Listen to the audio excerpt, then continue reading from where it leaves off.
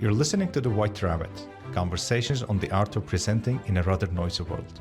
Your hosts are Matt Krause and Alper Rosanes. Matt helps leaders of international companies speak, write, and present with confidence. Alper is a communications trainer and a startup investor with a diverse portfolio of companies in Barcelona. If you like this podcast, please share it with friends and colleagues. Now, on to Matt and Alper for today's conversation. Today, we're talking to Vlad Cazan. Vlad is from Bucharest, and he is the founder of KFactory, a company that utilizes the Internet of Things and AI with performance management and manufacturing process improvement. Vlad, welcome to the podcast. It's a pleasure to have you with us today. Thank you very much for this intro and for inviting me to this podcast. You're welcome. Our pleasure. I first ran into Vlad when I was a viewer of another podcast run by an incubator in Romania called Innovex. This is an incubator that Alper and I are both familiar with. Vlad was talking about KFactory's expansion into the UK market, and as such, he is well positioned to speak to us today about a topic that is near and dear to the hearts of many of our listeners, which is how a sales expansion into other markets and other countries might affect a startup's company culture and cap table, or to use something other than investment jargon, it's investor base, or who owns how much of the company. So before we get started, Vlad, have I left out any critical details out of that intro? And most importantly, if our listeners want to get in touch with you, where can they find you?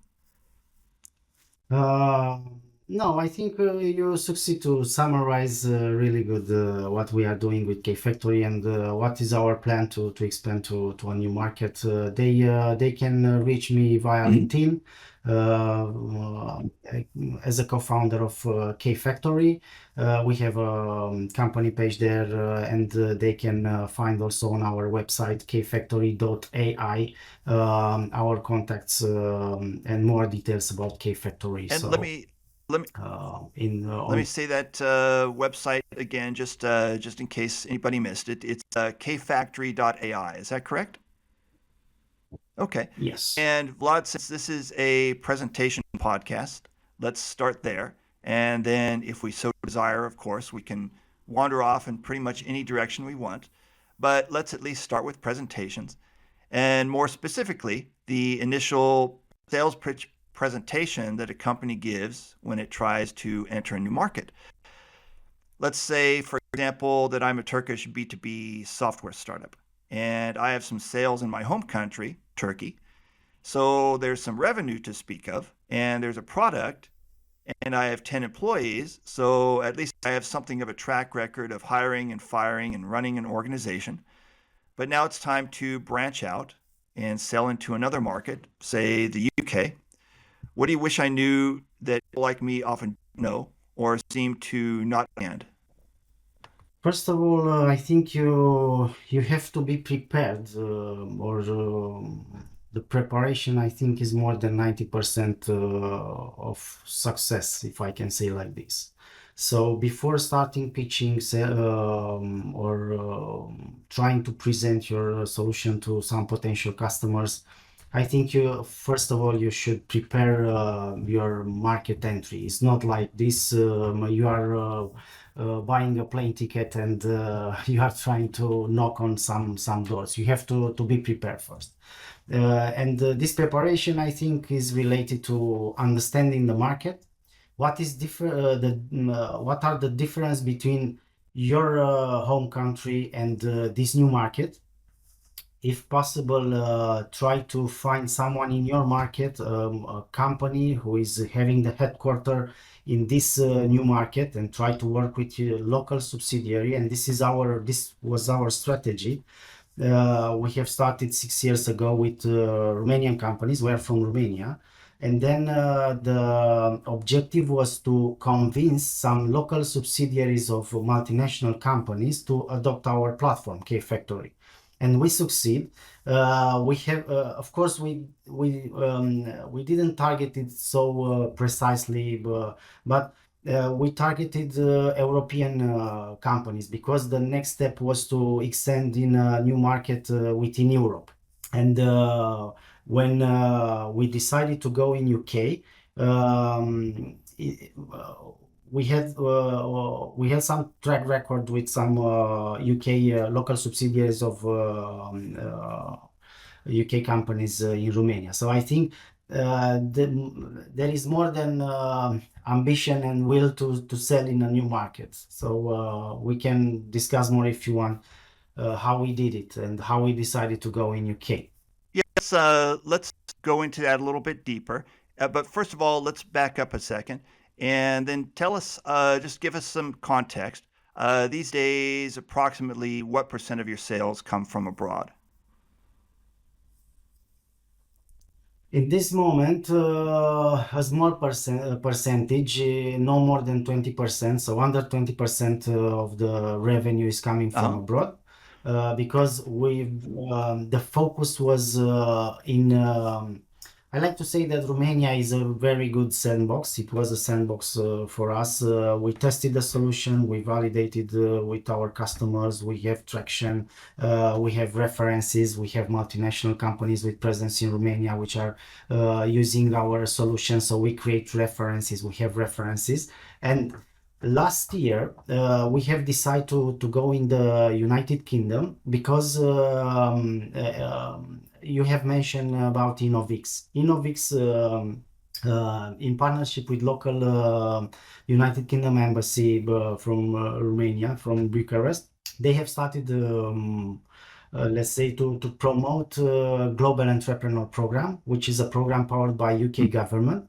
And we've been accepted in this program, and this is how we decided to put more effort and resources in the UK market. So I recommend to all startups to look for business accelerators or programs, soft landing programs like this one, because it will help you to have a soft landing in a new market. So my advice is not to go directly and to try to sell if you don't have, if you are not prepared, if you don't have a market research, and it's better to go through a program like a soft landing program or accelerator. So this is how we decided to approach UK Okay. market. And let's back up and give me a little more context. You mentioned that this transition happened about a year ago, that Innovex was suggesting that you sell abroad and that you made some contacts in the UK. And you mentioned that this was about a year ago. Tell me more about this time. Uh, what led you to say to yourself that we need to do this, we need to sell abroad? Uh, the um, uh, the objective or an important milestone is to have few customers in this new market. So this was the objective on short term, to convince some companies from the UK to work with Okay. us. And currently we are having a few contracts in the UK. I think it's important. Of course, being a startup, if you are backed up by a VC, a venture capital fund, if you are having financing, it doesn't make sense to invest in some proof of concepts or to convince some local customers, because the new customers or potential customers will ask you, in UK, do you have any, in the UK, do you have any implementation? Do you have any customer? And if the answer is no, then it will be more difficult to let's say to move forward to the sales process. They don't want to be your first sandbox, I assume, in the new country. Yeah. Yes, somehow you have to convince a few customers to work, and you can get in contact with potential customers, these first potential customers, through accelerators, for example, or through Okay. research programs, or somehow you have to do it. If you have references already, one maybe it's not enough, because one can be an exception, or Sure. if you have two references Mhm. to companies which is working with you in the new market, then I think you can use these references. You can use let's say this kind of in your pitch. It's much more easier to sell. I'm working with this company from your area. Of course, being a small area, you don't have to go. Or my advice is not trying to go in north, then south, and pick an area where are a lot of customers in your target, and then trying Okay. to be focused, because you don't have resources for sure to Okay. So let me approach a market let me like see that. if I was hearing you correctly. So if you are new to this and you don't have any customers yet in your target country, they're not going to, as Alper said, they're not going to want to be your first customer. They're not going to want to play sandbox for you. So if you don't have any references in the new market yet, in the new country yet, it's especially important to have some connections, maybe through your incubator, or in your case, I think it was the embassy. Okay. Yeah, So correct. it's especially important to have some connections so that you're not just cold calling and saying, "Hey, I'm from Romania. I'd like to do some business in the UK." Is that correct? Yeah, you are like a new kid in Okay. town. No one knows you, and you are trying to convince that your solution can help them. You are from abroad. You are not from their country. So, and another, I want to mention another. The UK is market is much more open to work with companies from outside Uh-huh. UK. Um, I think it's important, because if you are going in a country which is more conservative, and the customers are reluctant to work with companies Uh-huh. from abroad, it will be more difficult. It's part also of the preparation phase to understand the Okay. market.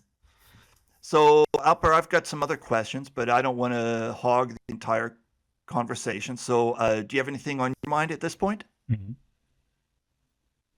Yeah, I want to ask about my favorite topic, which is things that we learned and reflected on in our experiences. So I was wondering, I mean, new markets are coming with new challenges, and obviously, and you talked about preparation. So obviously, there was a very long period of preparing for it. But since we don't have a crystal ball, I was wondering if were there any instances where things didn't go as planned during the expansion, and were there any lessons learned from that experience? Yeah, but it's clear that your plan will not match with what is happening in Mm-hmm. reality. Um, I think you have to set to have the realistic expectation. You will not be able to sell in one quarter, in your first quarter in that market. I don't know, 10 contracts. Maybe if you can do this, and if it's happening, most probably you are lucky. But it takes longer than you can your expectation. This is the first lesson learned. Mm-hmm. So you want to do things, you want to show traction. Your investors are pushing you to show traction, to see some results, but it's not happening overnight. This is clear. So you have to be patient, to push the right buttons, and the results will come. Second, sometimes it's you have to understand if it's too early to approach a new market Mm-hmm. or not. If it's too early, if you are not prepared, then the result will not come, so will not show up. And I think this is important to keep in mind the right steps, to and not to try to burn phases, to burn. Yeah. We tried to do this in some cases, and it didn't work. So you have to make each step correctly, if Mm-hmm. possible. And I have a very short follow-up. Personally, as a founder, as a co-founder, has it affected contributed to you as a person or your personal development as the co-founder of a company? The challenge. Yes, you are learning each day. This is clear. Imagine that me and my partner, we've been in IT industry since, I don't know, maybe more than 20 years. Yes.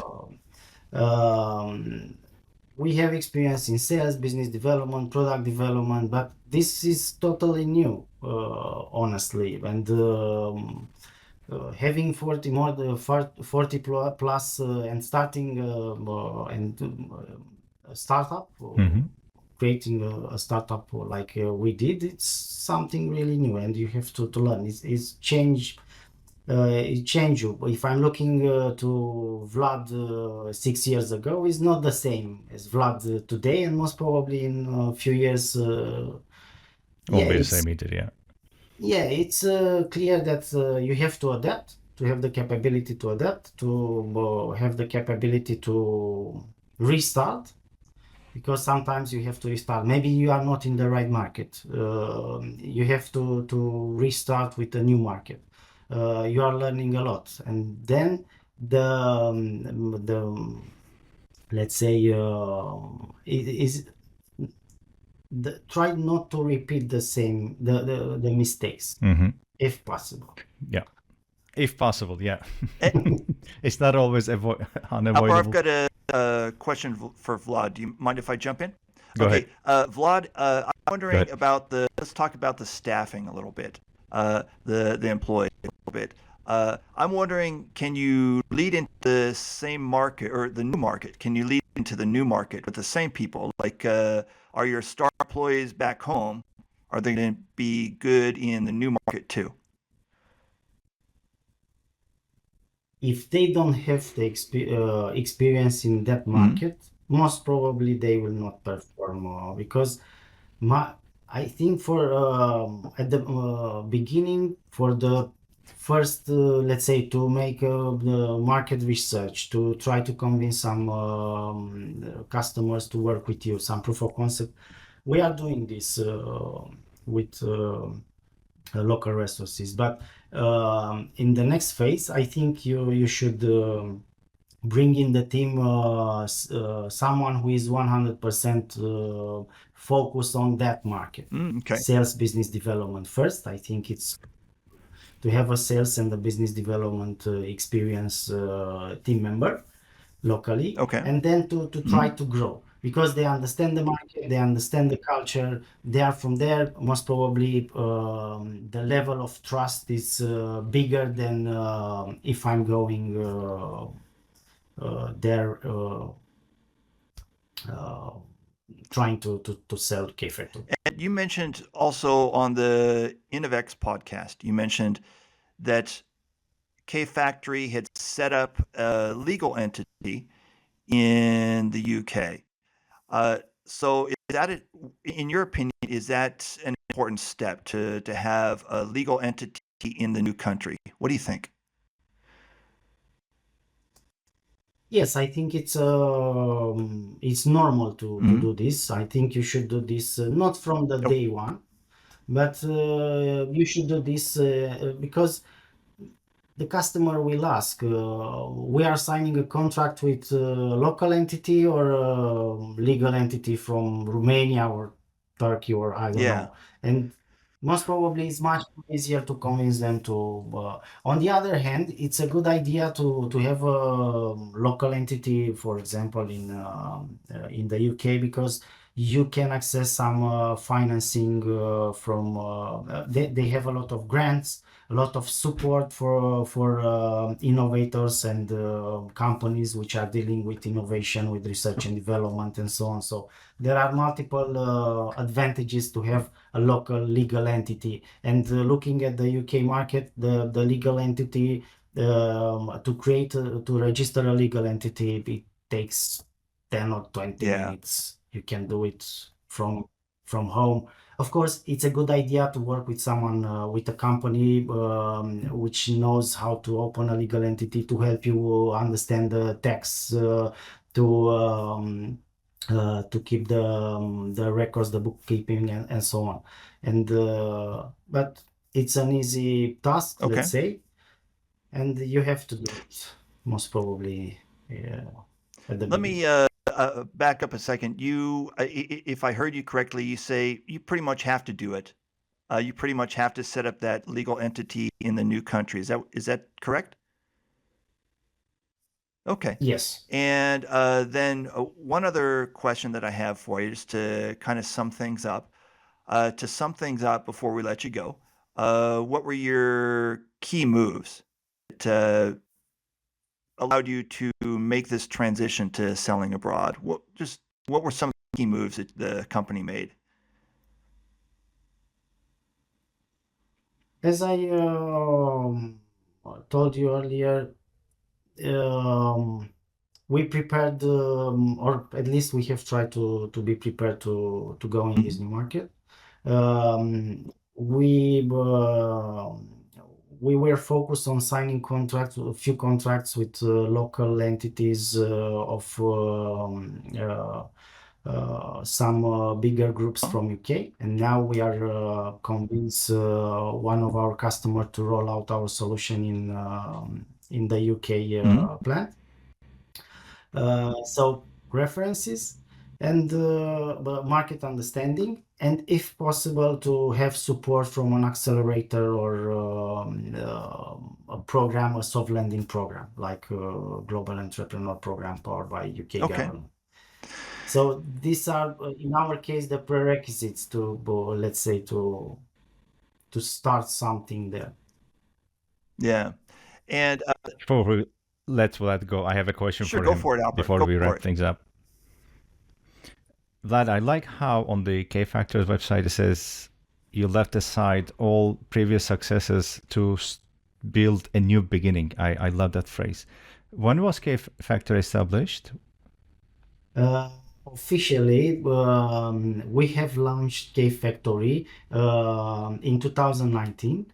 Okay. With Innovix accelerator and also Orange Fab accelerator, we came up officially and say, okay, KFactory, it's a startup dedicated to digitalize manufacturing companies. But we have started before in 2017 or maybe before working on the product. We are not, let's say, a standard startup having an idea, trying to find some Investors and investors go in. and develop an idea and so on. No, we have started with a project. Then we discovered that we have a huge market in front of us, a huge opportunity, and we have started to build KFactory, staying with our customers, understanding their needs. We create a roadmap. And then in 2019, someone recommended us to attend to some accelerators like Innovix and Orange Fab. And we have started to understand what a startup is, what a venture capital is, how you can access some venture capital funding, and so on. Okay. So I'll take that year then, not 2019, the official startup, but I'll take 2017. And I would like to ask you, if you were to go to that year, to Vlad in 2017, what would you tell him? I'm not talking about just, hey, do this differently, don't do that, or any teachings. I'm just curious, if you were to go to that time, what would you tell yourself? Difficult question. Maybe also, maybe say congratulations, great job, or something like that. I don't know what to say related to this, but on the other hand, I will tell him to be more, let's say, to have higher expectation, to set up, let's say, much more ambitious goals. Okay. To try to find and to access financing as soon as possible. This is critical for a startup to have money. If you don't have money, you don't have nothing. You don't have power to grow, to invest, and to access a new market, to approach a new market like this. It's important to have resources.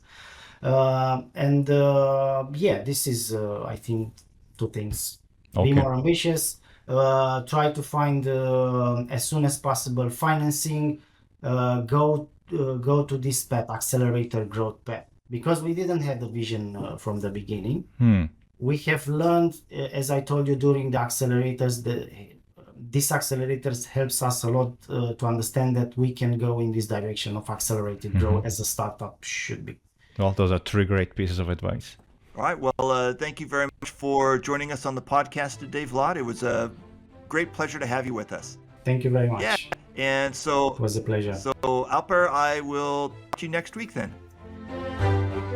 Thank you for listening to The White Rabbit with Matt Krause and Alper Rosanes. You can subscribe to the podcast on Spotify, iTunes, or through your favorite feed.